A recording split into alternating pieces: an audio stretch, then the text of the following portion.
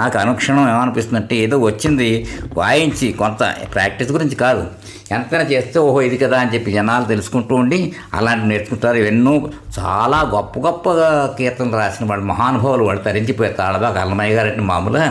దాంట్లో ఒక చిన్న అందరికీ తెలిసిన పాట ఒకటి ఉంది, ఏంటంటే అదివో అల్లదివో హరివాసము అన్నది. అది యాక్చువల్లీ ఈ ఒక చిన్న పుస్తకం వేశారు వీళ్ళు, తాళబాక అన్నమయ్య పాటలు అని చెప్పేసి తిరుమల తిరుపతి దేవస్థానం వాళ్ళు వేసింది. ఒకటేమో రాళ్ళబల్ల అనంతకృష్ణ గారును 15 కీర్తనలు రాశారు, అలాగే స్వరపరిచారు. అలాగే నేదురు కృష్ణమూర్తి గారు 15 చేశారు. వాళ్ళు దాంట్లో కూడా అప్పీల్ చేశారు, ఇది వాళ్ళు కూడా.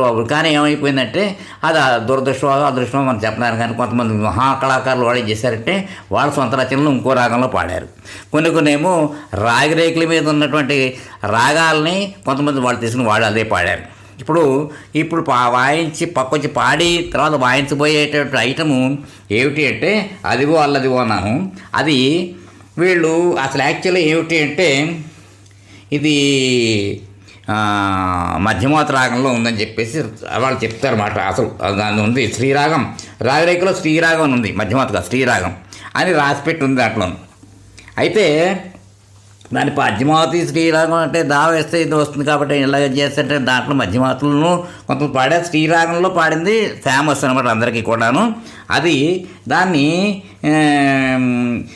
నేదురు కృష్ణమూర్తి గారు ఎలా చేశారు, హిందువుల రాగంలో కంపోజ్ చేశారు దాన్ని. ఎలాగైతే దానికి పల్లవి ఏమిటంటే అదివో అల్లదివో హరివాసము 10,000 శేషుల పడగల మయము, అది పల్లవి.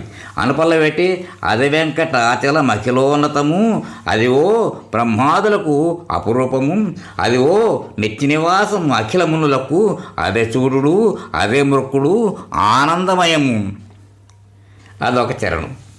ఇంకోటి చెంగట నల్లదివో శేషాచలము, నింగినున్న దేవతల నిజ నివాసము, ముంగిటి నల్లదివో మూలనున్న ధనము, బంగారు శిఖరాల బహుబ్రహ్మమయము, అదివో అల్లదివో. ఆఖరిలో ఇంకో చరణం మూడోది కైవల్య పదము వెంకట నగం అదిగో శ్రీ వెంకటపతికి సిరుడైనది, భావింప సకల సంపద రూపం అదివో, పావనములకల్లా పావనమయము, అదివో అల్లదివో శ్రీ హరివాసము అదనమాట. దానికి ఎలా ఉంటుందంటే అదివో అల్లదివో శ్రీ హరివాసము, 10,000 శేషుల పడగలమయము, అదివో అల్లదివో శ్రీ హరివాసము. అంటే శ్రీ అని పడుతున్నా హరివాసం పెట్టారు.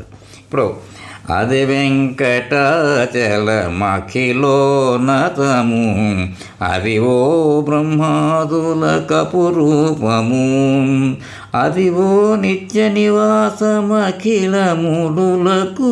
అదే చూడుడదే మోకుడా ఆనందమయము, అదివో అల్లదివో శ్రీ హరివాసము, చెంగట నల్లదివో శేషాచలము, నింగినున్న దేవతల నిజ నివాసము, ముంగిట నల్లదివో మూలనున్న ధనము, బంగారు శిఖరాల బహుబ్రహ్మమయము, అదివో అల్లదివో శ్రీ హరివాసము, కైవల్య పదము వెంకట నగమదివో శ్రీ వెంకటవతికి సితులైనది, భావింప సకల సంపద రూపమదివో, పావనములకెల్ల పావనమయము, అదివో అల్లదివో శ్రీ హరివాసము.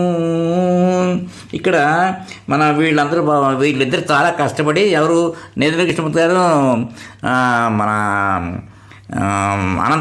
రాళ్ళబల్ల అనంతకృష్ణ శర్మ గారు కష్టపడిన తర్వాత దీనికి ఏమి చక్కగా ఇచ్చారంటే అర్థాలు చూడండి. ఎన్ని జన్మల తప్పు ఫలము, ఎన్ని నోముల పుణ్యఫలము, అన్నమయ్య శేషాద్రిని దర్శించినాడు. అతనిలో అనంత వాహనారూపమైన నిలిచిన భక్తి పరిమళించినది. అనంత శేషగిరి శిఖరములు అనంత ఫణాగ్రములై తోచినవి. పాలనరుగుల పోలు పడగలతో ఆదిశేషుడు క్షీరసాగరమే అయినాడు. బ్రహ్మాదేవతల కొలువు సాగినది, మునిజనులకు నిజ నివాసమైనది, గిరి సిరులతో మురిసినది, శ్రీనివాసులకు శేషశైలము వైకుంఠమే అయిపోయింది. ఈ పెన్నిధిని కన్నా అన్నమయ్య ఆనందంతో చిందు తొక్కినాడు. తన్మయత్వంతో పాట పాడినాడు. ఆ పాట గిరిధరుల్లో ప్రతిధ్వనించింది, గిరిధరులలో నినదించింది. నేటికి ఆ పాట శేషభూధర శృంగ శ్యామల కోమల కానన సీమలలో నేర్పిస్తూనే ఉన్నది. ఆ మూలన ధనము భక్తుల పాలెట కొంగు బంగారమై కనిపిస్తూనే ఉన్నది. ఆ హరివాసము ఆనందమయమై బ్రహ్మమయమై పావనమయమై బంగారు శిఖరాలతో తొలతూగుతూనే ఉన్నది. అది వీళ్ళు దాని యొక్క అర్థాన్ని బాగా చక్కగా చెప్పి చేశారన్నమాట. ఇదన్నమాట.